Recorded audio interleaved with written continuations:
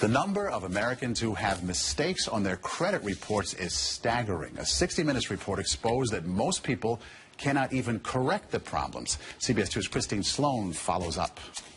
Meg Pasternak says a mistake on her credit report nearly destroyed her credit. We had to present so much documentation to say this wasn't ours, and then we still had to pay something to get it rid of it. Pasternak says it took months to resolve the problem. You feel kind of helpless because they got you under the gun if you need to get a new car or a house or for anything. Pasternak is not alone in her frustration. A new government study finds up to 40 million Americans have mistakes on their credit reports. But an investigation by Steve Croft on 60 Minutes finds most people get nowhere trying to correct an error. Ohio's Attorney General tells Croft that is a clear violation of a federal law. The federal law says that if you believe that there is a mistake, you can go to them and they have an obligation to do a reasonable investigation.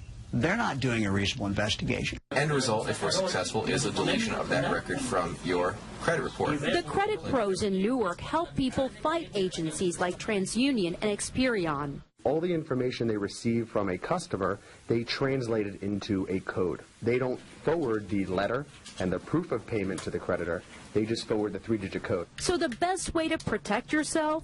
Go directly to the creditor rather than going to the credit bureau themselves. Another good habit to get into, check your credit report periodically to make sure there are no changes.